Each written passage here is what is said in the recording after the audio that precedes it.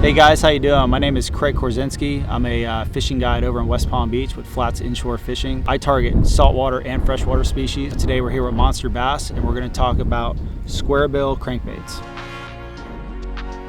One thing we want to touch on is that, you know, as far as if you pull up to a lake and you never fished here before and you're kind of like, I don't know where to start, that's where the squarebill is an awesome bait because it's almost like a search bait. It really is a search bait. It gives you the confidence to cover more ground, okay? Whether you're working grass or you're working shallows, the flats, or you got docks around. So we're in an area where we're not really sure, like we've never been here before, so we're searching for fish. So that's when I chose to use a squarebill. So all I'm trying to do is just get it out there, kind of cover some ground, mixing it up, working the grass, working the pilings, kind of bouncing in between. A lot of the times what I found in the past is when I'm working these zones, a lot of these fish are in between the structures, okay? Because a lot of the fish were in post-spawn, they're starting to come out a little bit, they're looking for a little bit deeper water. So I'm working this squarebill, just nice and easy, bouncing the bottom, just ticking it. So if you're looking for a bait that you need, that'll give you the confidence, right? The squarebill is the best bait for you because it's very simple to work. You just slowly retrieve, you can do a fast retrieve, but it also covers a lot of ground, and that's the key to finding fish, is covering a lot of water. So I just kind of want to show you out of the water kind of what this bait does, right? So when you're retrieving this, it's shaking, it's wobbling, it's going back and forth. It's actually more erratic side to side. But when you hit bottom, say you're caught and you hit a stump or a big rock, okay, and it seems like it's stuck. If you stop, this lure is buoyant, so then what it starts to do, it starts to wobble up, okay? That right there is a trigger point. When bass or any predator fish see that something's wounded, so now it's stuck on the bottom, but then it starts coming up, that's when they think, okay, I gotta capitalize, I'm gonna strike that bait. So it's really important when you do get stuck, don't sit there and yank on it and, you know, and try to snap it off. Let the buoyancy of the lure come back up, and I guarantee you, when it gets to the top, if they don't hit it then and you start to move it again, if there's a fish around, he's gonna eat this bait.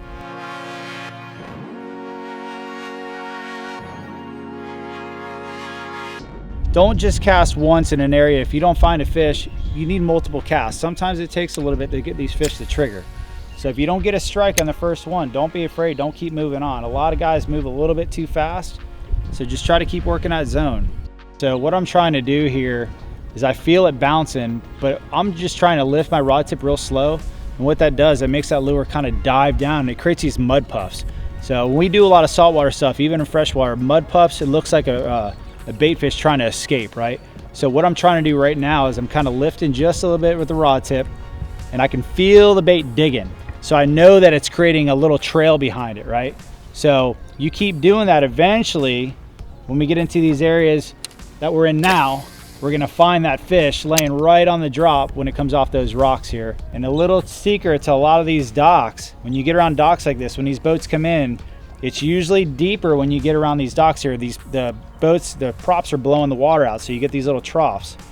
So it's always important to work these areas slow and kind of get that lure down to the bottom.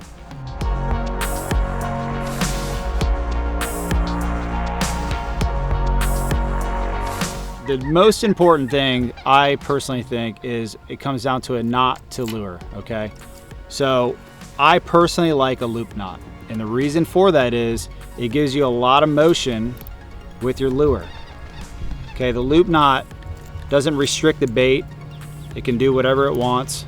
Okay, if you were to tie direct to the eye, it restricts your movement. I know some guys like it, but me personally, there's a personal preference. I like the loop knot. So when I'm working this, and I'm hitting rocks and sand bottom and the lure is doing its thing, it's not restricting it, popping it back up. It's actually letting the lure do the work as I retrieve. Other bonus with a loop knot, the one that I tie, is the tag goes down. So as I'm working through areas and there might be grass floating or grass on the bottom, this knot right here with the tag is going down, so it's not snagging that grass. So when I use the braid to the bite leader, which I call, this is fluorocarbon. I like to use 12 to 15 pound test, okay? And I'm using a uni knot. And the reason I like this is because when we're fishing and the fish, if they're really picky or being shy, this fluorocarbon is invisible pretty much in the water. If you're using braid, a lot of times they can see it, okay? So this is really important. So when you tie your fluorocarbon to your main leader down to your lure, This to me will make and break your fishing day. For a square bill, what I like to use is like a 7 to 7/6 rod, okay, medium heavy. The reason for that is I want a little bit faster tip.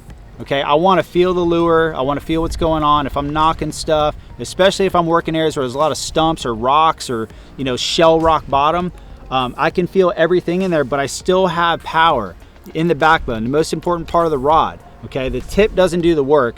This does the work. The tip is just for feel. So that's basically the breakdown of the rod and reel. You know, like I said, bait caster, spinner, you can definitely use a spinner. I think the biggest thing that anglers need to realize is just to keep it simple. You know, utilize a rod and reel that feels comfortable to you in your hand. For anyone that's looking to get into looking for a bait in the bass fishing that's going to be a great confidence bait, I would highly recommend the Squarebill. Just using it, you know, getting very fluent with it, understanding, you know, what you're feeling, kind of your retrieves. I mean, if you really pay attention, especially for me, I like braid. I can literally feel every little nick on the bottom this lure is doing. And it's really cool to feel because you're almost like picturing what you're doing down there. And then eventually, when you get that strike, it's all worth it.